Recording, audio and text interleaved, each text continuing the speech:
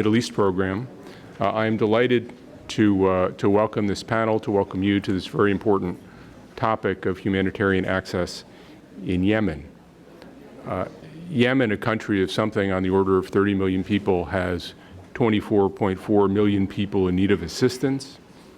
10 million of Yemen's 30 million people are one step away from starvation. On the issue of humanitarian access, in June and July, humanitarian agencies reported to the UN 300 incidents of hindering humanitarian access, affecting 4.9 million people. 90% of those incidents were just bureaucratic obstacles, many of which were imposed by the Houthis or Ansar Allah. The Houthis are trying to introduce new regulations for international non-governmental organizations that would undermine humanitarian principles. The UN group of experts found that the effective naval blockade of Hodeidah and the closure of Sana'a airport was a violation of international humanitarian law. In addition to the conflict in the north of the country, there's a conflict with separatists in the south of the country, which creates its own level of disruption. The Gulf states have not yet fulfilled commitments they made to funding humanitarian operations in Yemen last February, leaving those programs almost $1 billion short and in dire need as they try to meet the needs of Yemen's people. More broadly, the group of experts that the UN appointed to look at Yemen found earlier this month that all parties to the conflict had violated their obligation to allow and facilitate rapid and unimpeded passage of humanitarian relief for civilians in need by imposing restrictions on the movement of humanitarian personnel and goods into and within Yemen. In addition, aid diversion by the Houthis and possibly by other actors has impeded the delivery of humanitarian supplies in accordance with humanitarian principles. Violence against humanitarian personnel, assets, and facilities included the murder of a delegate of the International Committee of the Red Cross in April 2018, which led to the withdrawal of humanitarian actors from certain areas. This is a big problem. It's a big issue. I could not be more pleased by the panel we have today to address it. To my immediate left and your right is Sheba Crocker. She's the Vice President for Humanitarian Policy and Practice at CARE USA, where she provides leadership and strategic guidance for CARE's emergency humanitarian operations, programs, and policy. I believe the pinnacle of her career was when she was my colleague here at CSIS as the co-director of the Post-Conflict Reconstruction Program. She's done a thing or two else.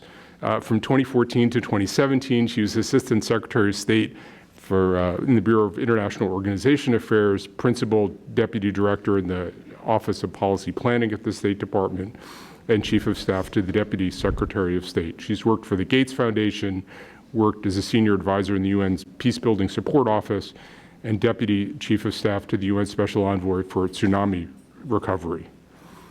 Sheba is great, and you will see why shortly. The next great guest is Dr. Aisha Juman, who's the founder and president of the Yemen Relief and Reconstruction Foundation, a nonprofit charity that aims to provide relief and support to the people of Yemen.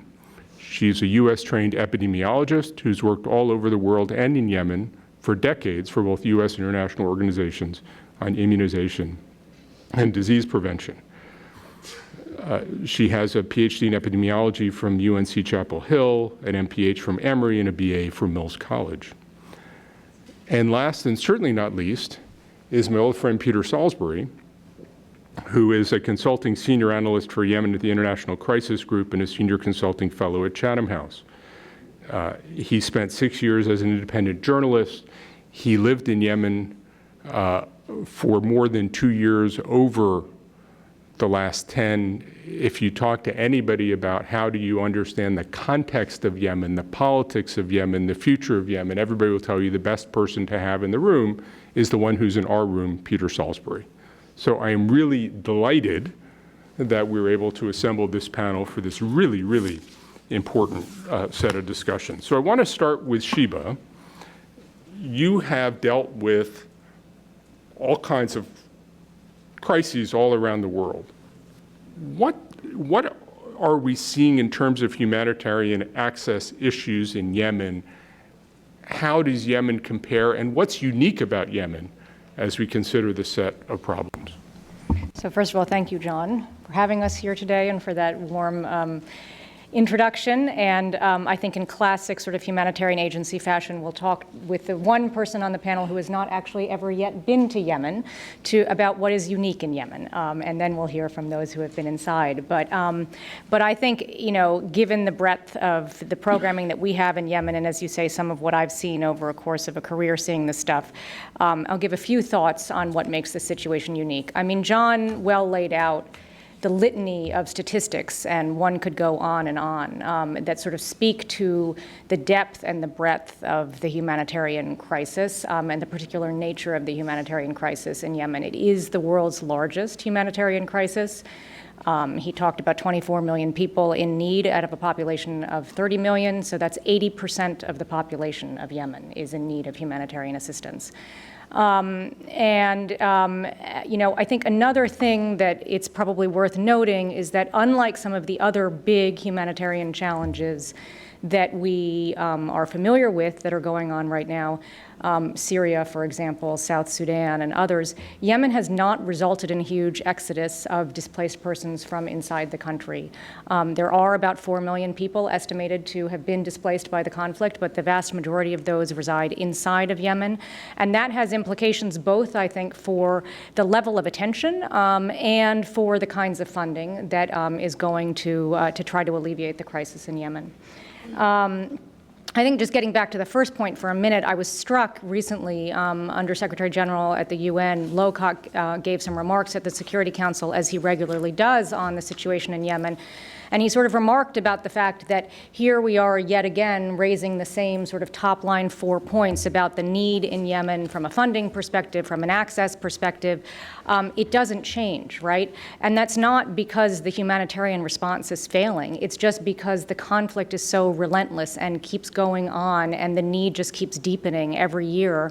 And the kinds of challenges that we continue to raise, whether they're financing or access or otherwise, don't change, right? But year on year, the need of the population just deepens. And so we face a situation where the humanitarian need across all sectors is estimated to have risen 27% just from last year to this year. This just relentless violations of international humanitarian law. And we heard a bit about that from Lowcock this morning and from others in the opening panel, also from the perspective of just the lack of accountability for that. So it's both the relentless violations of international humanitarian law, the bombings of civilian infrastructure, the bombings of civilians. We might hear a bit from Aisha about the challenges that she faces when she goes into the country to try to travel from place to place. On the task force that we were on, we talked about drives that used to take 15 minutes that now take 4 hours. And so it's both that combined with just the breadth of the types of access challenges that we're seeing in Yemen, partly caused by the violations of international humanitarian law, frankly, partly caused by bureaucratic and other restrictions that are placed on humanitarian actors, both by authorities inside the country and, frankly, by the donor countries who are funding the humanitarian effort. Combined with the fact that this is a country where 90% of food has to be imported, where 80% of all humanitarian assistance passes through one port, which John mentioned, the siege that has been going on and off there. And so it's not only that it's sort of particularly vulnerable to sort of geopolitical trends, but also especially vulnerable when there are things like blockades of ports and airports that are needed not only to bring in humanitarian goods, but also just to bring in the commercial goods that, as a normal matter, help keep the country alive. And I think importantly, we tend to be fairly self-referential in the humanitarian community, but ultimately what we're talking about is the ability of people to access what they need to access, right? And so whether that's just part of their daily lives, having functioning marketplaces, having salaries that are paid, being able to access that humanitarian assistance, which humanitarian actors are trying to get into the country in various ways, or that are being provided by local actors, right? I think we sometimes have to flip that conversation on its head. It's not only about how do we reach people, it's about how do people reach what they need. And that's particularly salient in the context of particularly vulnerable parts of the population, so women, children, and others who are traditionally marginalized. And then just to end and say that, Yemen was the poorest country in the Middle East before the conflict started. And also, by the way, one of the toughest countries in the world in which to be a woman for various reasons, or high rates of child marriage, high rates of maternal mortality, low financial inclusion. The UNDP, the UN Development Program, in the spring put out a report that said that by its estimates, Yemen's development has been set back 21 years already over the course of the conflict, and that if we see the conflict continue just for another 3 years, it will be set back by 26 years. So we're talking about a generation of development that has been lost. And this is a country with a per capita income of $900 before the conflict started. $900 per year before the conflict started. Yeah.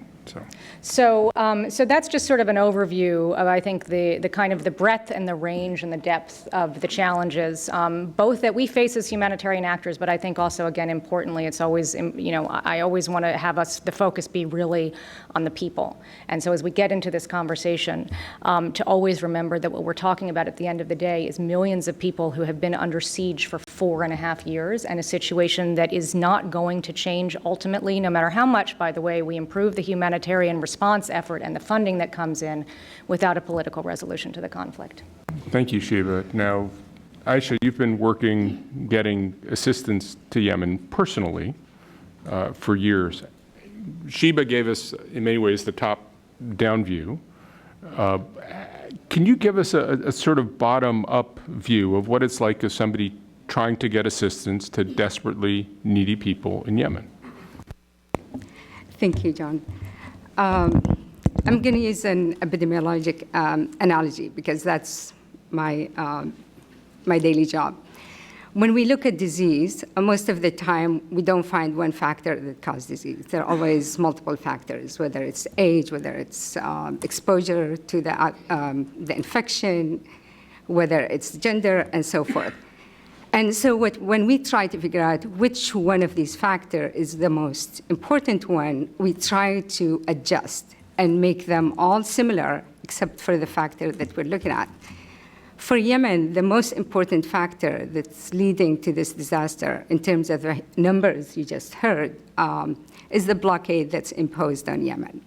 So when you have a country that relies on 90% of its food to come from the outside, and then you have a blockade, and then you have a humanitarian aid that brings in about 20% of what Yemen needs, and you multiply that. So the first year, you get 20% in, the second year, you get 20% in, and so forth.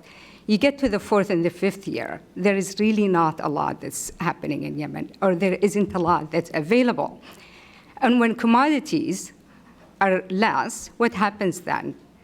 Then they become more expensive. Rivals within the inside of Yemen start fighting for control over those very important commodities. And that's what's happening in Yemen. I'll talk also now about some personal experiences with aid that we've tried, and to show you that the restrictions have actually become worse over time. So in 2015, when the war started, we started delivering aid in Aden and Lahj because they were the first affected. It was very easy to send money, and people were able to buy stuff because stuff were still in the market and deliver it. We moved to Hodeidah, we moved to Saada, and things were moving. We didn't have any restrictions. Come 2016, the funds we sent to Yemen were actually returned by the bank. The bank refused to take the money or give it to the person we sent it to because they wanted to know now more information. And part of it is because the international community now has restrictions on how much money gets transferred to Yemen and for where it's going and so forth. So that limited our ability to work in Yemen. It took a lot of work for us to open a bank account, but now we do have a bank account. Then we tried to send in water filters. The first time around, we sent them in December of 2016. They didn't arrive to Yemen until August of 2017. I don't know exactly what happened and why the delay, but that's the shipping company kept telling us, we'll tell you when it gets there. Luckily for us, when it got there, we were able to take them out, distribute both in Sana'a and in Aden, and we're very happy with that.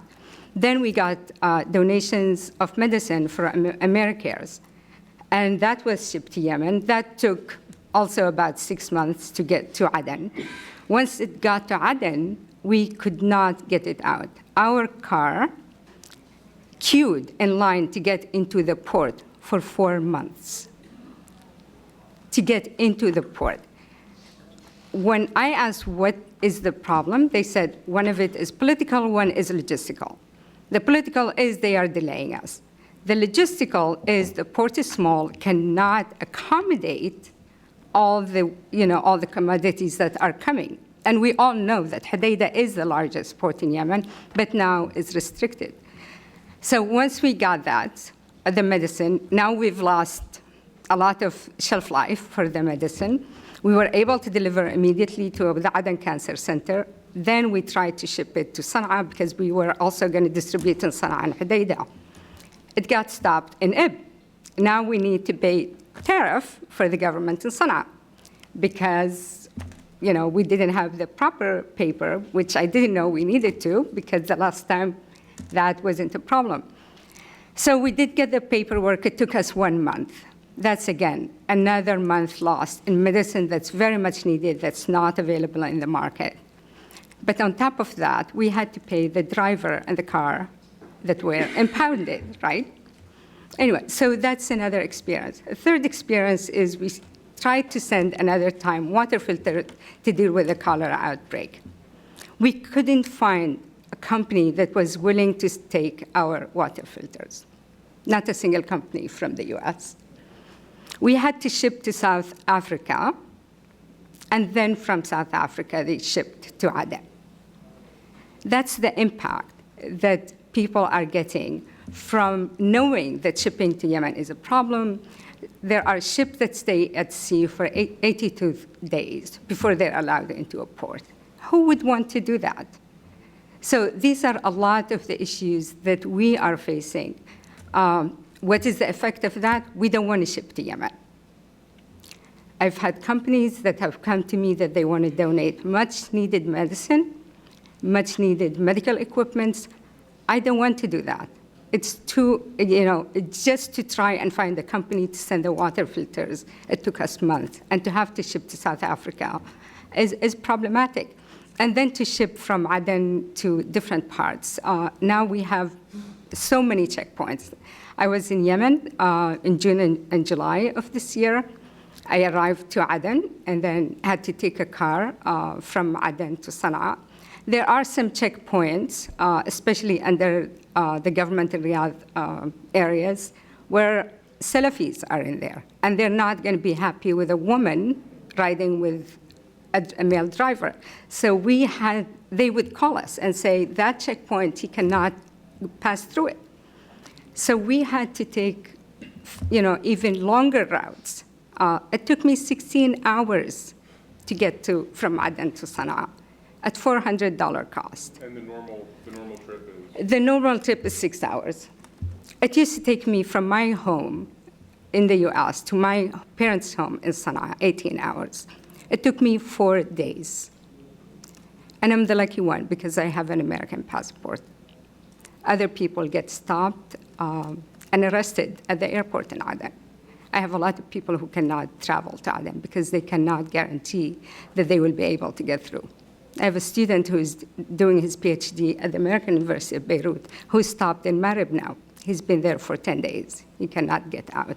So when the points of entry to Yemen are controlled by one party, it's very challenging for the rest of the community. And all the points of entries are in areas that are least populated in Yemen. The large population centers, they cannot travel through those. Whether it's Sana'a, whether it's Hodeidah, whether it's Ta'ez, whether it's Ib, all of these where really the large population centers are blocked. So, and I think want to end with a personal story. My sister, who was being treated for breast cancer, needed some medicine. Wasn't available in Sana'a because commercial imports are restricted. We were able to buy it for her from Egypt, and the fastest way to get it to her was to ship it to Djibouti and then Sana'a. By the time it got there, she didn't need it. Jamila died a month after the medicine got in. This is one of million stories. This is a story of someone who could afford to buy the medicine. I want you to imagine the millions of Yemenis who can't afford a meal to eat. Thank you, Aisha. Peter, you have done more work than anybody I know about how conflict economies work and perpetuate themselves. We've had two perspectives on what it's like from the bottom, what it's like from the top. How does it look in the middle? Who's making money? Who's playing what game here? So, and thank you so much both, and thank you to CSS for hosting me. I don't think I can really top the grand up view that Aisha's just given us. But a lot of the work that I've done over the last 4 or 5 years has been about this question of not looking at the conflict just as who's fighting who, but looking at a political economy which is deeply interconnected, and trying to understand the conflict, its impact, and how we might resolve the conflict through that lens. And really, having spent a fair amount of time on the ground over the past year, I think we can break Yemen down into 2 broad groups. One are the groups who are at the senior political level, the senior military level, who are contesting legitimacy, they're contesting power, they're contesting economic resources. And then you've got everybody else who are doing their best to survive on a day-to-day basis under extremely difficult circumstances and trying to overcome just these little minor daily challenges which add up into one just phenomenal piece. I mean, you hear that description of 16 hours to get from Aden to Sana'a. How difficult it is, how many months it takes to get medicine in for one sick family member. And you think about sort of family units where individuals are becoming increasingly responsible for large swaths of their family, which is very Yemeni, and it's the great thing. It's the thing that keeps Yemen so resilient. And then on the flip side of that, you've got groups who are accumulating really massive amounts of resources and have been since before the war. And when we look at the political economy broadly, before the conflict with my Chatham House colleagues, we did a very big study in 2013 where we talked about the political economy dynamics, the competition for resources, the competition for control of the state and the economy, and how that really led to the fighting that we saw in 2011. And we saw really a pretty much unchanged situation during that transitional period, and we warned that a civil war could be imminent because that sort of low level, that sort of subsurface fight continued, that struggle continued slightly behind the scenes. And violence is often a consequence of something, not just a means in itself. And what we've seen since the conflict began is the continuation of many of the pre-war political elites, but their interests have been damaged. They've been reduced to certain areas of the country and certain economic activities, and the emergence of new economic elites who are very, very closely tied to the key conflict actors. So in the north, we've seen a new group of conflict actors who are close to the leadership of the Houthis, unsurprisingly, and we've seen the diminishment of economic actors tied to the GPC and Islah, the 2 big pre-war political parties in Maghreb. We've seen the rise of new groups who are gaining new economic interest because of their closeness to the governor, the government, and to Islah to an extent, and certain tribal leaders. And now, after the takeover of Aden in the south, we're seeing the emergence of people who would like to take over economic assets there. And once people get money, once people sort of start accumulating power, resource, and social position, it's very, very difficult to get them to simply give those things up in the name of peace. And there are large numbers of actors in Yemen across the board for whom it's in their interests to continue the perpetuation of the conflict, because the end of the conflict spells sort of a big lost year for them, financially, economically. A properly functioning market that is somewhat regulated spells the end of their business interests. So we end up in this place where there are groups of people who are really the people who are being brought into the room and asked to make peace, many of whose sort of close allies are incentivized to continue the conflict, although not all, it has to be said. And then you have the average Yemeni who is trying to scratch out a living in a context where the economy has been very, very badly damaged. We were already talking about the Arab world's poorest country before the 2011 uprising.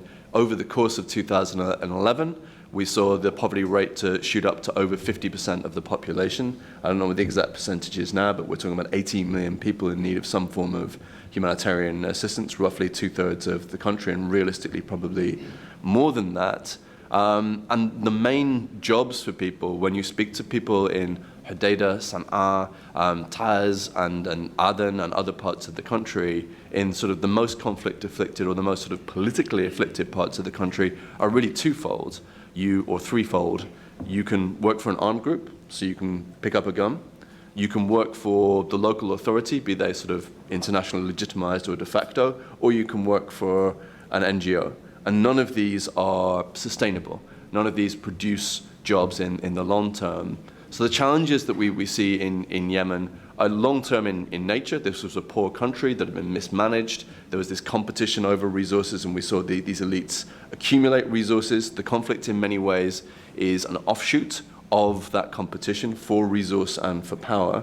And now we're seeing all these groups who've accumulated sort of their own sets of power, their own sets of resource, who are incentivized to continue the conflict, and a population which is dependent on income streams that only really exist during the war. So when we come to the end of the conflict, which we hope is near, but realistically it doesn't look like that's really the case, this competition will perpetuate itself throughout. So that's kind of the middle level, if you like, but it's so great to be able to sort of speak to that sort of after such sort of vivid and real descriptions of how that really, really impacts people's lives. Sheba, what Peter's described isn't unique, that when humanitarian actors are trying to get assistance in, that there are local actors who try to use it to play their own games. From the organizational perspective, how do you think about that problem? How do you treat it? How do you try to minimize it and ensure that the maximum aid is getting to the people who need it? Yeah, I mean, needless to say, it's a delicate balance, and it is always, as one of my colleagues said the other day very astutely, it's always a live conversation for humanitarian organizations.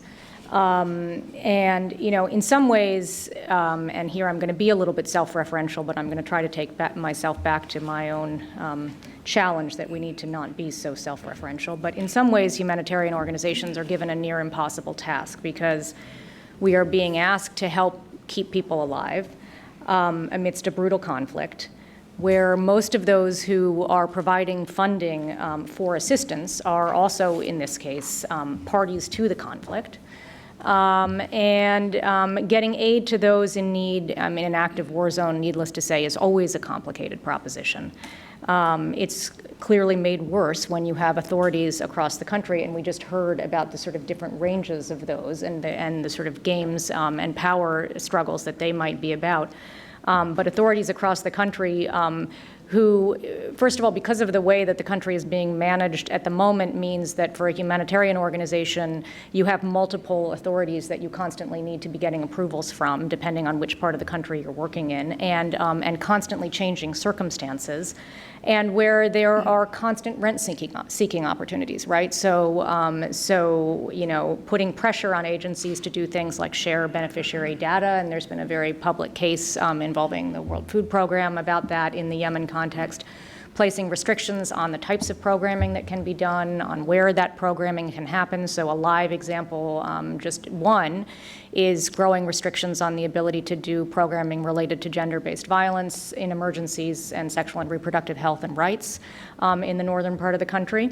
Where there is just delay in project approvals, delay in getting things in. I mean, we have similar examples from the care side of where we bring solar water pumps into the country, and for some reason it is required by some of the authorities in question that those get broken up into a series of different boxes, because apparently they look like something that could be threatening when they're coming in. And so again, that's just one of a myriad of examples, right, where then that just delays and confuses things, and maybe some of the boxes get in but not all of the parts and whatever, and you got to put it back together.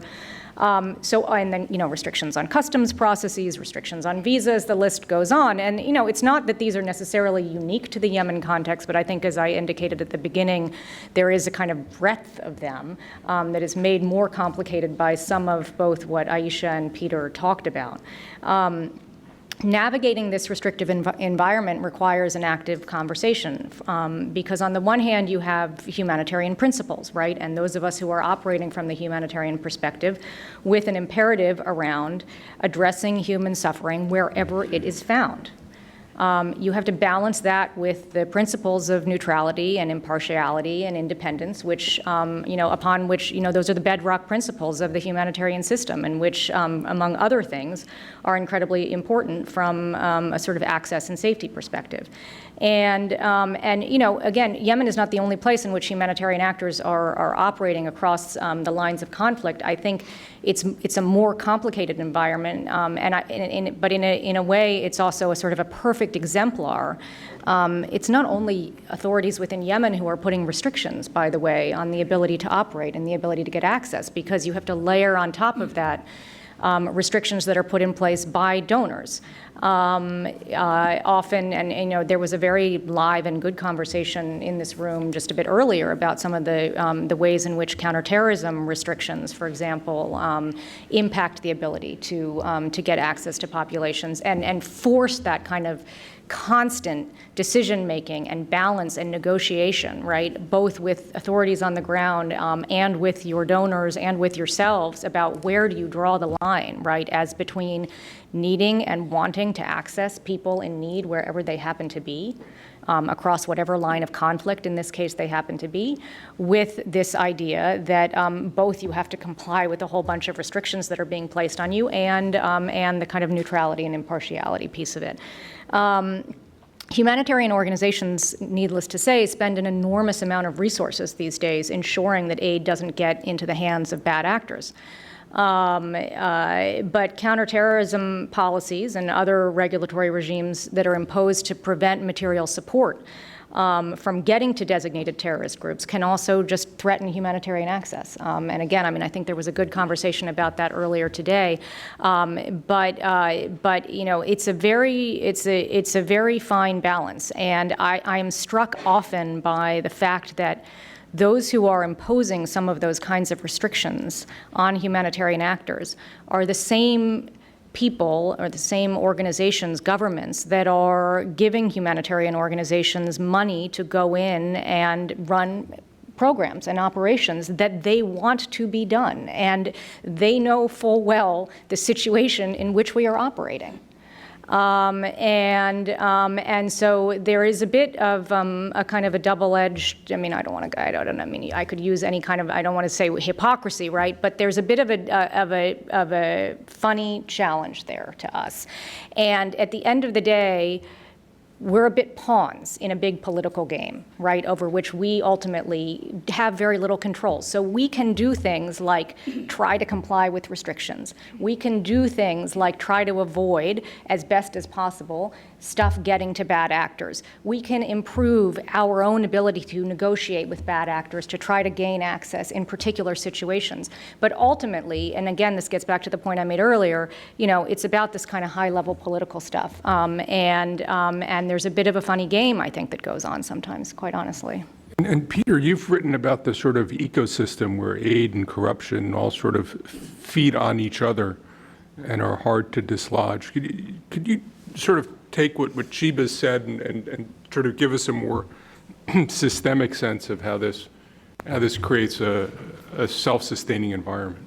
Sure. I think ecosystem is really the right word to use there.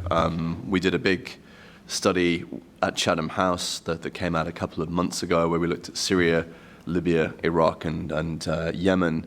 And there was a great deal of debate about what constituted a conflict economy.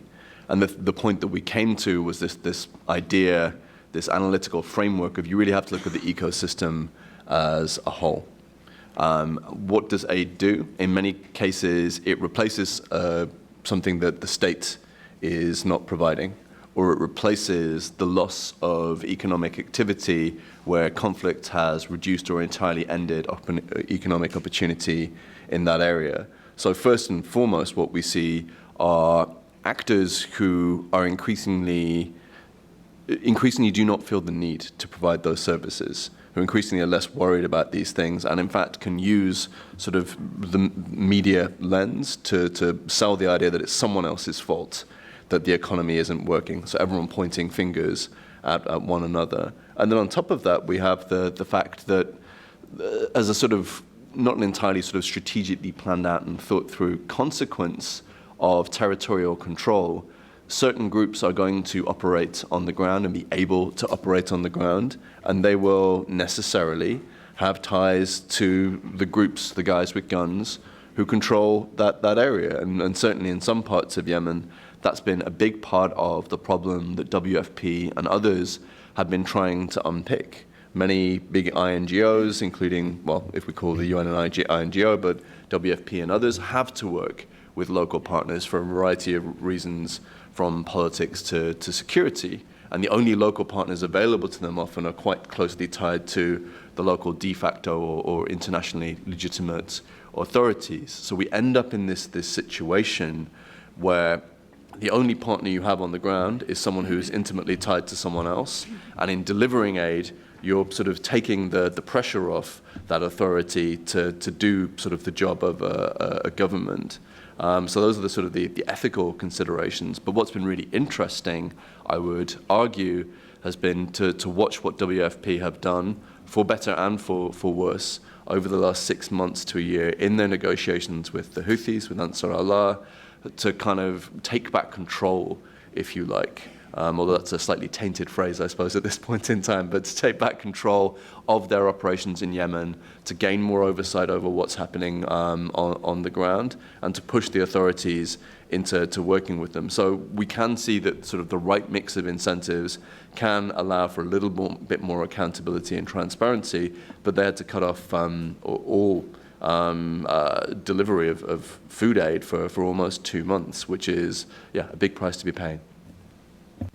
And Aisha, you know how this looks from the ground up in Yemen. Yemen has had a history of tribal influence, has had a history of regional leaders. It's had a history of struggles between a central government and local governments. And it's had a history of people finding ways to cooperate across lines. We've heard a lot from a 30,000-foot level.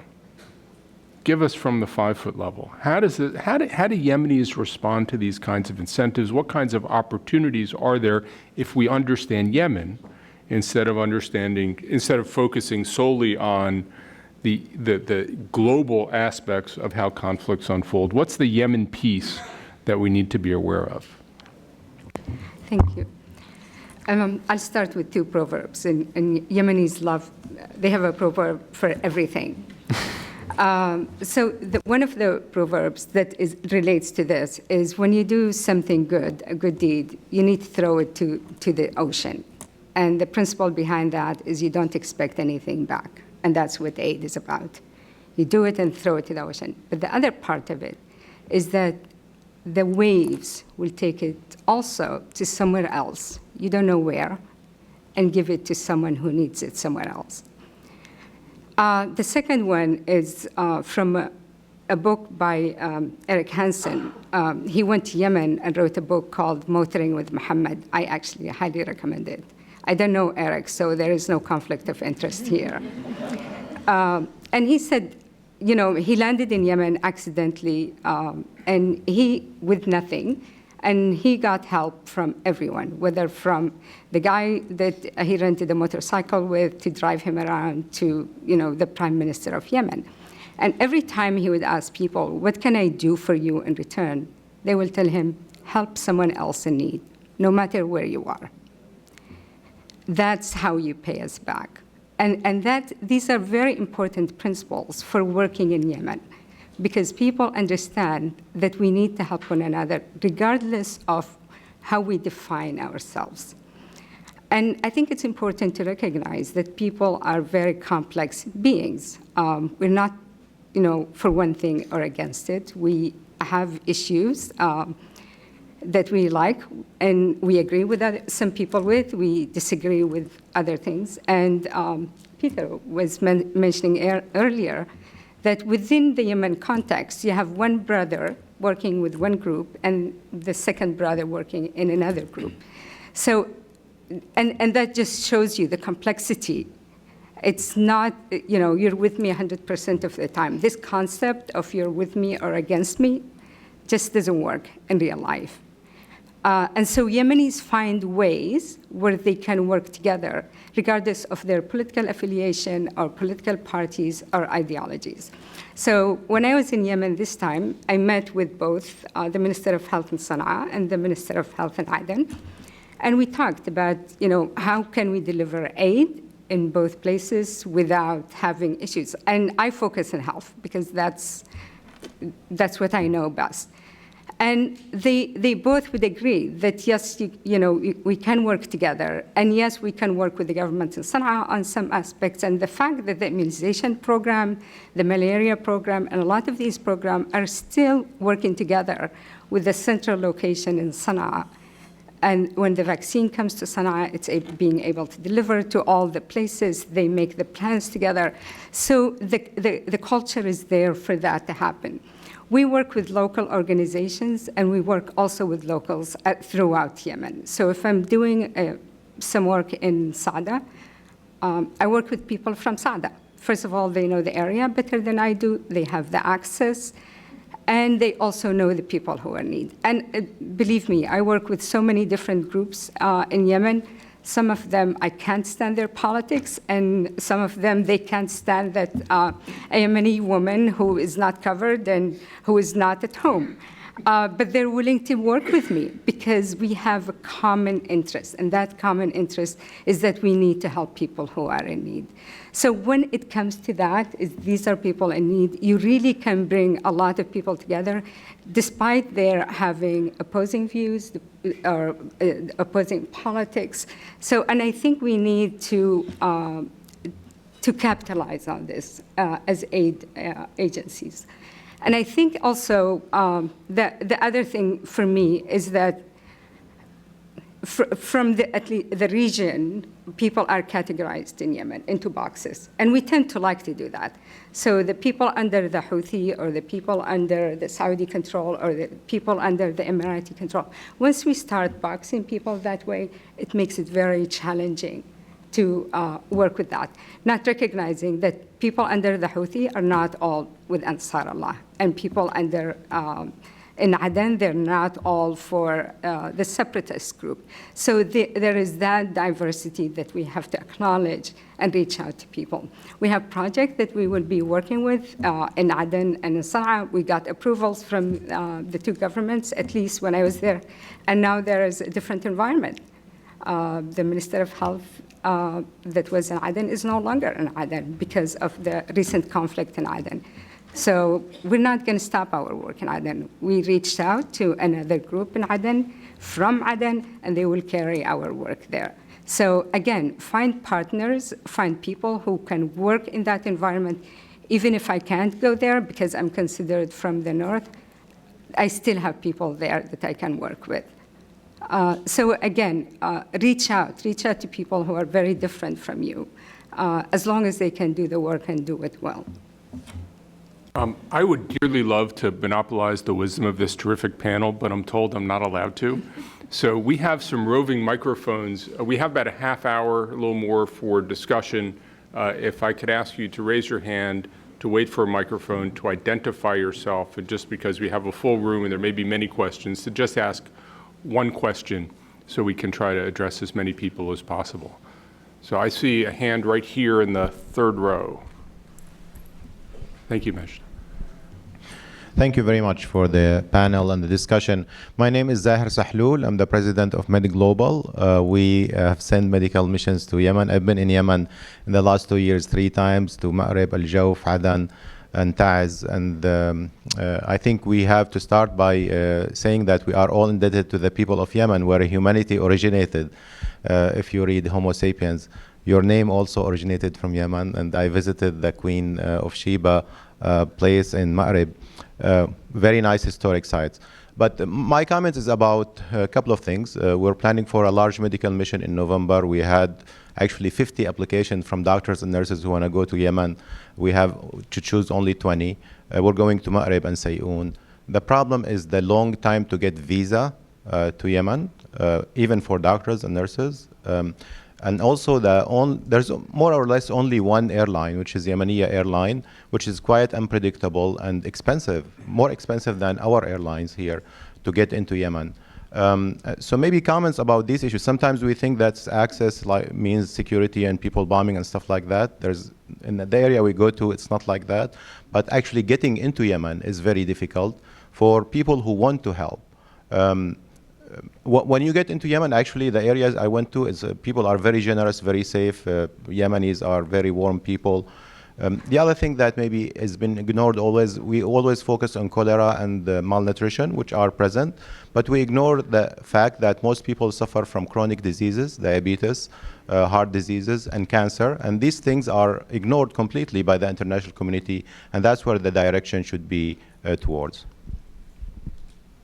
Yeah, I mean, I can start. And just, I mean, I think we've alluded to those challenges that you put on the table, but those, for sure, those are just yet another layer of some of the access challenges. It's just things like the difficulty of getting visas, the long wait time for that, and the difficulty of getting into the country from the outside, particularly in a context in which, the Sana'a airport has been shut down to commercial traffic since August of 2016, I think. Just to note that for those of us who work inside of Yemen, CARE has been in Yemen since 1993, I think 98% of our staff is Yemeni. So it's not like we're trying to bring in a lot of people from the outside all the time. On the occasions when we do, we face those same kinds of challenges. Also, the need to get approval from often both authorities, even if you're just going to one place. And we talked a bit about that the other day on the phone, right? So even if you're going to Aden, you have to get approval from the authorities in Sana'a, and vice versa. But in any event, it's a very complicated landscape to get in if you are trying to do that. And so, I think it's right to put that kind of challenge on the table. I think, the broader question that you raise, the health system inside of Yemen, and I'm sure Aisha can speak very eloquently to this, has just been further and further degraded as the course of the war has gone on. And so, hats off to you and your efforts to get doctors in from the outside in a context in which hospitals are being bombed, not fully functioning. We heard the, really tragic story of your sister. We had a staff member in Aden who similarly was from a family that could have afforded medical care and died during childbirth because she couldn't get the blood transfusion that she needed. But again, I want to a little bit flip the proposition on its head, because one can imagine, and I alluded to the fact earlier that Yemenis, by and large, when they are displaced by the conflict, have been displaced inside the country. That's for various reasons, including the blockade. Right? And so you have people across the country who are trapped in the country in desperate need of medical care and can't get out because of things like the Sana'a airport being closed. And so that is where I want to make sure that we always bring our focus back, right? Because we want to get as much help in as we can from the outside, and the fact that that becomes even more challenged by things like inordinate and unreasonable delays, length of time for visas and customs issues, et cetera. But just also always have to remember how much it's impacting people on the inside. Yeah, you're talking about something that I experienced, and I'm a Yemeni. So for me to travel to Yemen, I have to submit my name to the Saudi authorities to get approval. The Yemeni airline that you talk about that only has access to 2 ports, one is in Sayoun and one is in Aden, again, very far from major population centers and very sparsely populated. The Yemeni airline had to get permission to fly from the Saudi authorities. So when I went to Jordan this time to fly to Yemen, and you're right, it's $1,000 for a 2-way ticket from Jordan to Aden, they weren't allowed to fly. So there are a lot of people who get caught, and these are Yemeni who don't need a visa to get to Yemen, not able to, they get stuck in airports.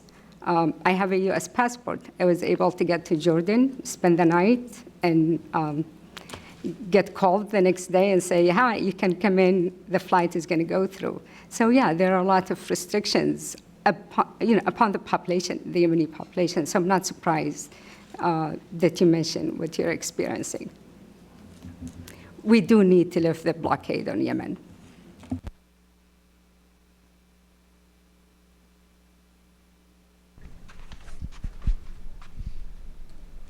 Hi, my name is Agron Ferrari, and I'm a humanitarian practitioner with international development consulting firm, IAPS. So the question that I really want to ask is more from organizational perspective and readiness as a humanitarian provider. What is that we are doing to adapt to the new normal, which is Syria, Yemen, and every other crisis are different? We are suggesting that local authorities are imposing a lot of restrictions. But at the same time, when we are delivering the aid, we have to work with local authorities. In many instances, are we increasing the legitimacy of those local authorities? And the aid is often delivered by local nationals who are well-trained, but then in many instances directed by local authorities where the aid is mostly needed, because that's how quickly we can deliver. We submit proposals, they are approved a year after submission. Local circumstances have changed. So what is that we are doing as CARE, as Yemen Relief and Reconstruction Foundation, to adapt to the new circumstances and change the organizational posture and training of our local staff so we as an organization are relevant at understanding the context, adapting to this context, and educating the donors and international public that it's not only about local authorities and access, it's about us being ready, prepared, and able to maneuver that environment and say, hey, that's an environment that we're working in, and this is how we're going to deal with that. So any perspective on how CARE as a massive organization is able or not able to adapt and train new wave of humanitarian providers?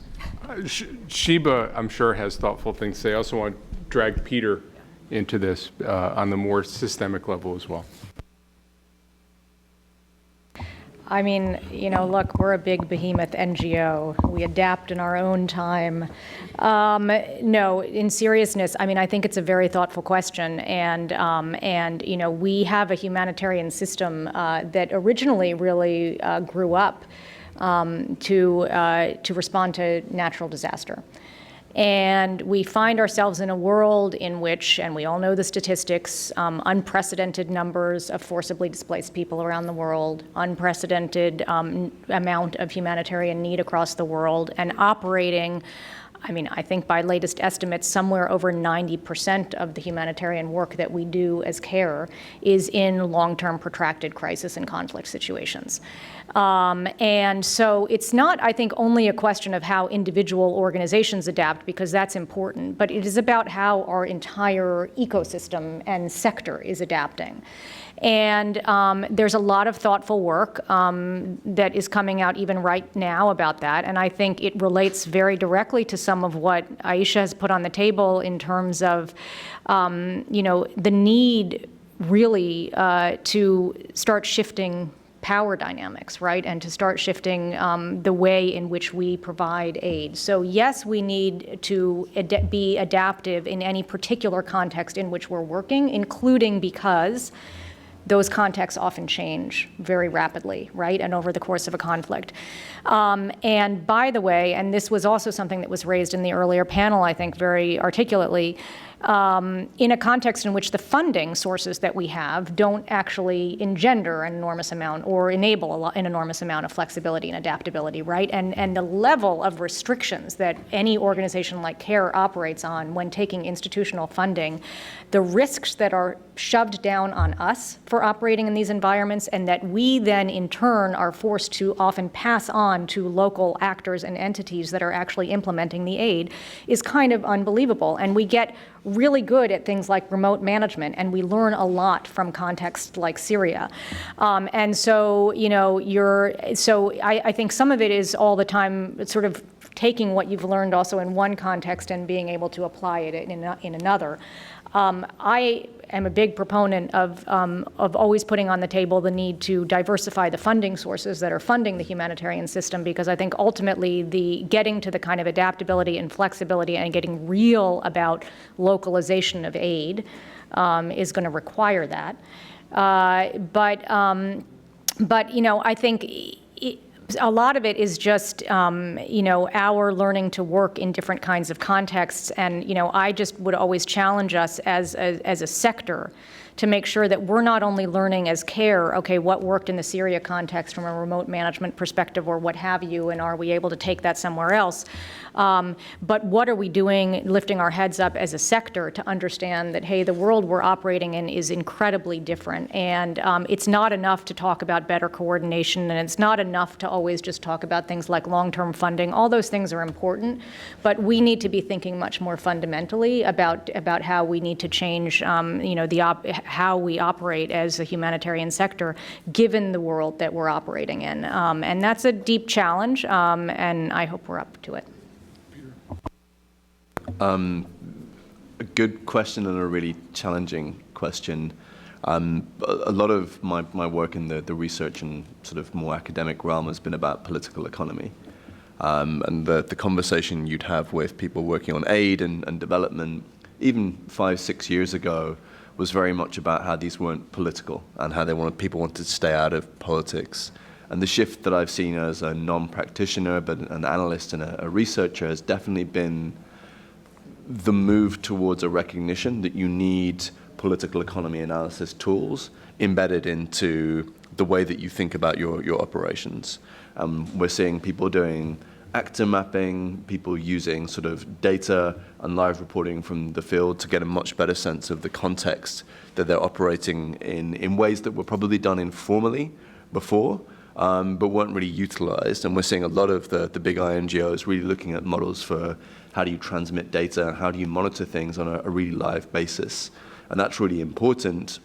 But I think there's also a requirement there for new skill sets to be built in, which are almost sort of internal mediation, internal diplomacy between aid agencies so they can sort of collectively bargain with local authorities, and then just understanding the political context and identifying champions within sort of local actors who are actually in favor of accountability, transparency, aid delivery. But all of that is a big drag in terms of resource. It requires really sort of upskilling or adding new staff to already massively overloaded organizations and then trying to work out how to overlay that on operations. So it's a really big ask, but I think we're going to see a shift among a lot of the humanitarian organizations towards this model of really, really doing great analysis on the ground, and then we get into ethical considerations of whether or not that should really go any further than those organizations. I mean, just to add on that, I think that's exactly right. It is something that we are doing more and more, and believe me, it is something that we are also talking to donors about more and more, the need to fund, because for sure, being able to do that kind of contextual analysis and understand where, the changes that are occurring always in the context in which you're operating, but really just having that feel for the operating environment it is different in kind than it was, and I think it's going to only continue that we'll have that need.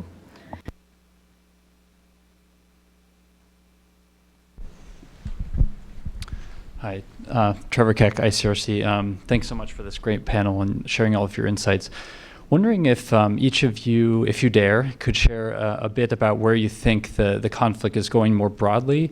Obviously, 9 months ago or so, there was a lot more optimism around the political process with the Stockholm Agreement having been achieved. And now the events over the last, at least the last week and more, obviously risk or demonstrate an increased risk of Yemen sort of being pulled into sort of regional and global tension. So just wondering if you could comment on that if you wish.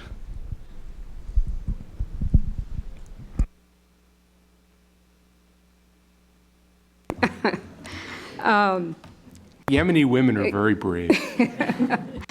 And I'll go to the principle that the U.S. has, that you build a good military as a deterrent. And so if I look at it from that perspective, the event of last week hopefully will make people realize that the risk for the region. The whole region will be burned, basically, if we're not able to stop this.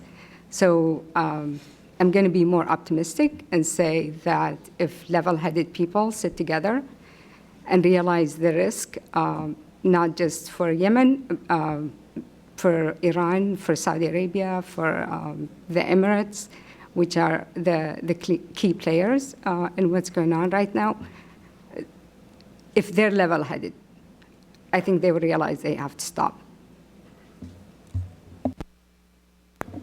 So the phrase that I'm using when I look at the Yemeni actors on the ground, sort of removing that sort of macro level regional piece for the past sort of 3 to 6 months, is consolidation and bargaining, where we're definitely seeing the key actors on the ground, and there are very clearly identifiable centers of power in terms of the political and armed groups, consolidating their position in preparation for some form of future bargaining.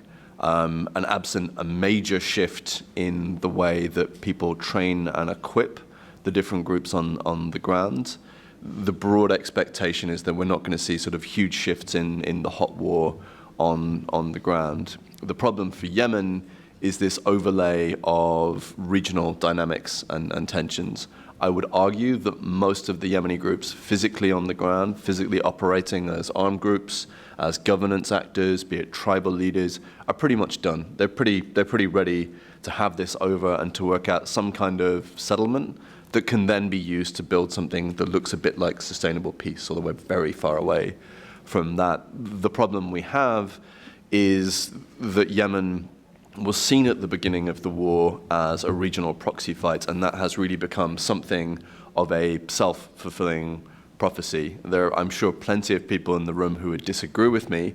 I still feel, and my analysis is still, that the key groups are only wedded to external actors insofar as those people meet their interests and allow them to serve their internal agendas. And that over time, in the event of some form of settlement, sort of those external relationships will shift and change. But as long as external actors see utility in using Yemen as a quote-unquote front line in sort of their regional Cold War, we're going to have this problem of people won't want to end this war because it will be a sign of weakness and will undermine their ability to pursue sort of the regional peace. So Yemen more and more intertwined, at least in people's minds, with this regional peace, while really, really upsettingly, the local actors move more and more towards a position where they're, I mean, the phrase in peace studies is they're closer to being ripe for peace. That's not the whole story, and we know it, but we're closer towards being in a place where the hot war can be ended to an extent, and we can start having real conversations about what that means as a political settlement. But the regional peace is now so explosive, and I think there was an opportunity this year to extricate Yemen from that, and it required people talking to people that they didn't want to. It required the Houthis, the Saudis, and the United States opening channels of communication and working out what they needed to get to a place where Yemen could be taken out of the regional conflict. Unfortunately, that didn't happen. Obviously, the events of the weekend draw Yemen right back in. And also share an example of what Peter just said. So every time there are negotiations to release prisoners where the Saudis are involved, that never happens. But this past week, negotiations to release prisoners within the country without the Saudi and Emirati actors, and actually that happened. So every time the Yemenis meet in Yemen, and decide on what they want to do, they actually implement their agreements. So once the international actors are out of it, the Yemenis can actually reach agreements and execute them. Thank you. Jed, there's a woman right behind you who had a question. Thanks. Thank you. So we've talked about the need for, Hannah Peterson from the Frank Batten School. So we've talked about the need for cooperating with local actors in aid distribution, and often those actors are controversial and politically charged. So how do you then reconcile that with the foundation of the humanitarian imperative and neutrality and impartiality and the importance of remaining neutral as a humanitarian provider? Yeah, I mean, look, I think I spoke to this a little bit earlier, and so would welcome my fellow panelists having, adding any additional thoughts here. It's not so much about coordinating with local bad actors on the ground, but having a realistic view and picture and level of engagement with the actors that you need to engage with in order to facilitate access. And I talked about the fact that for humanitarian organizations like ours, that is always a live and active set of conversations in any conflict environment in which we're operating. And finding that balance that you just talked about is the question, right? And I think, the way the WFP example played out is actually a bit instructive because, and Peter talked well to this, I think, but it required ultimately WFP taking the inordinately difficult decision for a humanitarian organization to stop providing food aid to the people of Sana'a. Because they had just been stymied in their efforts to negotiate with the Houthis over sharing beneficiary data, which was, from their perspective, it was just a bridge too far, what the Houthis were trying to demand in that particular context. And ultimately what that led to was 2 months of a cutoff of food assistance, but now, thankfully, it has been restarted. And that's in the context then of WFP having wrested some greater control back to itself to be able to define the terms of how that's going to happen so that there will be a process going forward which protects principled action and also enables provision of assistance. That's the sort of the sweet spot. But life is messy, and I think we've heard a lot about that on the stage. And so I think that's where it's also always important to remember, I think, what we've talked about from all levels, both ultimately what the aim is here, which is to get as much assistance as possible to people in need throughout the life of this conflict. And I thank the person who just put the question on the table about the war, because that's really where we need to get, which is ending the war, right? And the sort of the additional complicating factor that a lot of the restrictions that we operate under are not only driven by local authorities in any particular context, but also may be imposed by donors, just sort of further complicating the ability to both be able to provide principled humanitarian assistance and to comply with the fundamental principles that enable us to operate in any setting around neutrality, impartiality, and independence.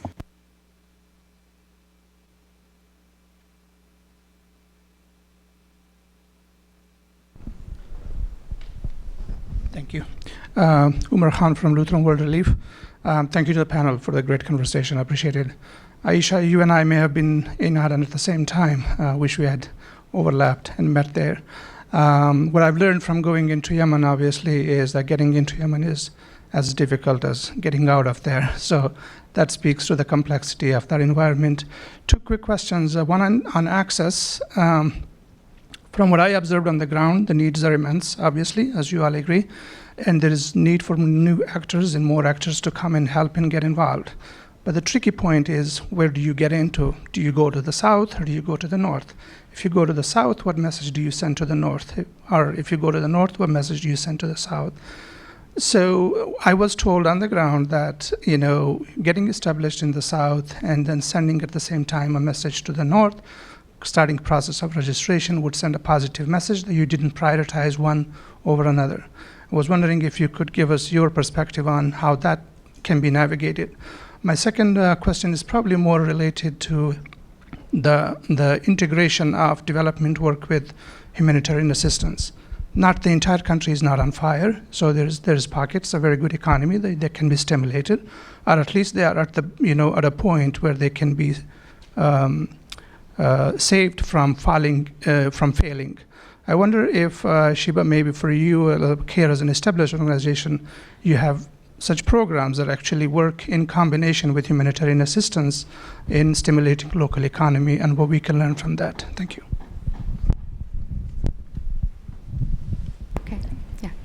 So our work actually is throughout Yemen. We work both in the south as well as in the north, and we are a small organization.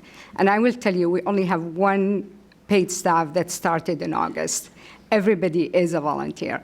So that makes it very easy for us because we identify the people that we need to work with, and for our food supplies, for our school supplies, everything that we need. And that's why I said I'm really not interested at this point in time in shipping to Yemen because of the challenges we are facing. But we buy from the local economy. So if I'm working in Sada, we are buying in Sada because I don't want to have to buy in Sana'a, for example, and ship it to Sada because there are so many checkpoints. By the time it gets to Sada, we will have zero in our truck of anything. And so we purchase locally. That also helps the local market, and we know what people in that area like to eat. So, for example, this is something I didn't know. People in Saada like lentils. People in Jof don't like lentils. So we buy lentils in Saada, and we buy beans in Al Jof. We work actually in some of the most difficult areas in Yemen. We work in areas that are bordering Saudi Arabia where there is daily bombing. And the reason we're able to work there because we have people in those areas who live there, who volunteer for us. It's a matter of sending money to them, telling them what we need to purchase, and getting the lists of those who are receiving the aid. It's easier for us to get the lists than WFP, of course. We're dealing with a few thousand people, not with millions of people. So in terms of operations inside Yemen, we have not encountered any problems. Same thing whether we are distributing in Aden or we're distributing in Lah. We're working with local volunteers in those areas. For example, for the Eid holiday which just passed, which is the Feast of the Sacrifice, we had a budget, a large budget where we were able to distribute to 5,000 people 2 to 3 kilos of meat throughout all the areas. We had access to Aslim when nobody else could go to Aslim Hajjah. I don't know if you remember the story. That's where people were resorted to eating tree leaves because nobody could get there. We also reached places in mountains where there are very small population sizes that it's very expensive for large international organizations to reach them. There are a few hundred people. It's, most of the time it's one family. When I look at the list of beneficiaries, they all have the same last name. So because we are a small organization, because we use local volunteers, we have no hindrance in access within Yemen. It's the problem of getting things to Yemen.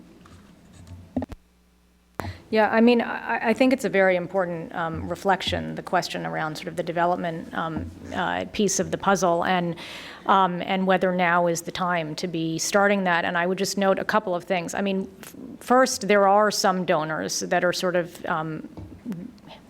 slowly starting to, where able in the country, to start funding development activities, which is a good first step because that's, I mean, obviously we need to be heading in that direction, both, as you say, because there are parts of the country where you are able to do that, and because one hopes that when and if the conflict ends, hopefully soon, that's where one would need to turn. I mean, you only have to think about the statistic that the estimates are that it's going to cost at least $50 million just to restore the port of Hodeidah to where it was, how operational it was before the conflict. And that's just I mean, it's an incredibly important port, as we heard, but that's just sort of one piece of need among many.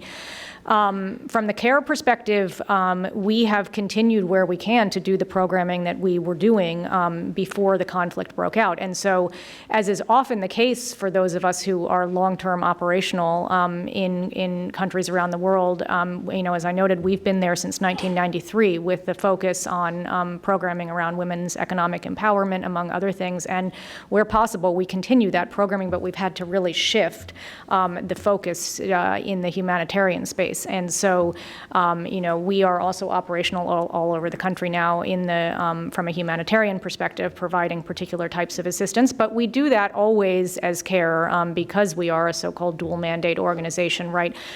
We do what we can along the way in the context of a humanitarian response to build resilience, to focus on things like livelihoods training and economic empowerment activities. Not livelihoods training so much as just sort of like rebuilding and helping to support the rebuilding of livelihoods, helping where we can to make sure that local markets are sustained rather than supplanted by an aid operation. So emergency cash assistance as opposed to, dumping of food items and that kind of thing. One hopes that we will see more and more donors and development actors actually being willing to come into this space and start providing some of that long-term outlook. And that's another, frankly, getting back to the question that was here a bit earlier, another challenge that we face by these new kinds of environments in which we're operating. It's just that humanitarian actors are being called to task in contexts in which these crises are actually lasting for years and years and years. And so we're treating the humanitarian need, which we need to do, but we need to do that in a context in which development actors are also coming into the space. And that also, by the way, requires donors having greater presence on the ground than they do and than they're sometimes willing to do in these kinds of very complicated crises. And Peter, you talked about getting off the economy running essentially on security funding and into being more productive. The last time I was in Yemen was about 10 years ago, and it seemed to me that most of the economy ran on people in the security business. Either you provided security, you denied security, and outside of people who were paid to be part of one gang or another, there wasn't a lot of economic activity. How do you get off that into providing a sustainable economy for 30 million people in Yemen? So just the easy question, right? There's no simple answer to that, and I think it also speaks to the nature of the problem set that Yemen poses in general. There is not a short-term quick fix to any aspect of what is happening and has happened in Yemen. I think a lot of the time we have conversations where people are looking for maybe not the one magic bullet, but the top 5 magic bullets for a country like Yemen. How do we fix this? And the answer is sort of 20 years of smart, engaged work, which is led by feedback from the ground and not from the mid-layer. So not just sort of speaking to political actors and asking them, but sort of making sure through sort of good monitoring and evaluation, as humanitarians would have it, but also like really thoughtful work. The good thing about the Yemeni economy is there are a few countries where people are more entrepreneurial and spend a few days in Sana'a, where you get sort of Wi-Fi provided by your local bodega, where everyone is on solar panels, and if you're not on solar panels, then you've got a wire attaching your house to your next door neighbors. The level of invention and innovation that we've seen in Yemen, through which people have sustained themselves, and through which the big Yemeni businesses have played like a very positive role, I think. It's all there. But then you have the problem of education, of infrastructure, of healthcare, and I think something that's often overlooked when we talk about conflicts like this is sort of the psychological and traumatic impact of the conflict on the population at large and the deep polarization. And again, there's no really easy, quick answer, but I think sort of for want of a better word, the raw material that you deal with in Yemen is sort of a mass of people who are very hardworking, very capable, and hilarious, which we don't really talk about enough either when we talk about Yemen. It's a grim plight, but sort of what a fun place to work in terms of the human beings. So great potential, at the human level, but how to sort of elevate that. And part of the answer is, how do you cut the political layer out and really make sure that the resources, the capacity building, the training, the infrastructure goes to people on the ground and isn't cut out at the mid-level? And I don't have a good answer to that at all. Before I let you all go, and we are coming to the end of the time, we have a quite remarkable audience jam-packing this room. And I want each of you to tell this audience what single thing do they need to go out of here and either believe or make happen to address the really complicated problems that we've described in Yemen. Peter, we're going to start with you and then come down the line. So we were asked to do this on a call yesterday, and I was struggling on the train this morning. I probably hadn't enough coffee. I think that obviously I now work for International Crisis Group, and we're very focused on peace and peace building.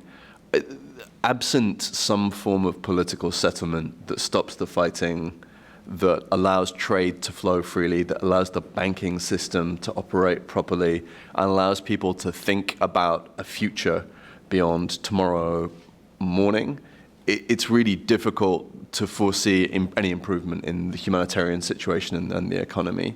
So for us, the focus is very much on two things. The first is, how do you stop the war? And the second is, how do you build peace? And those are two very, very different things, unfortunately. One of them is deeply political, and the other is this complex big set of issues that we're talking about right now. But absent an end to the conflict, absent some form of political settlement, a lot of the suggestions and proposals and great ideas that are out there, really at the very best, are about things, preventing things from getting worse rather than making them any better in a very bad situation. I just want to say one thing. The Yemeni humanitarian crisis is man-made. It's not due to a natural cause. What that means to me, at least as a Yemeni American, is the biggest ask for me, for you, is to lift the blockade on Yemen. The blockade, the reason it's man-made is not enough food, not enough medicine, not essential goods are allowed into Yemen. There are wars in the region. We have a war in Somalia, we have a war in Libya, we have a war in Syria that's been going on for a long time. People are not dying from hunger as the way they are in Yemen. And the reason they are dying of hunger is because of the blockade. So please, if you do care and if you want to do something, advocate for that. So I think, and this was a clear through line through this entire panel, the thing that I would say not to forget is the number of people inside of Yemen who are suffering and want a way out from this. And we can get very wrapped up, especially in this town, in the kind of this level and the geopolitics, and all of that is important, and I'll get to that in a minute. But never forget what the actual situation is for the people who are living inside of this crisis. And the ask would be that those of us who are engaged politically continue to engage with the political leaders in this town and in donor capitals around the world to advocate for the continuation of funding the humanitarian effort, but much more importantly, to advocate for a pivot away from investment in a war effort and toward investment in getting to a political solution and peace in this country. Our friends at the IRC did a study a while back that showed that 75% of Americans do not agree and do not support the U.S. military support that is helping to fuel this war.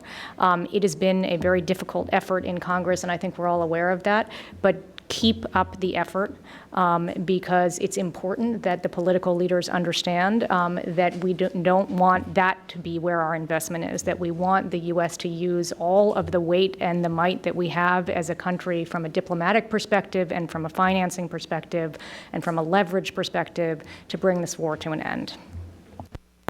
I have heard a lot of panels in 16 years at CSIS. I don't think I've ever heard a finer panel. I think it's due to the really absolutely spectacular expertise, wisdom, and experience of our panelists. Please join me in thanking them.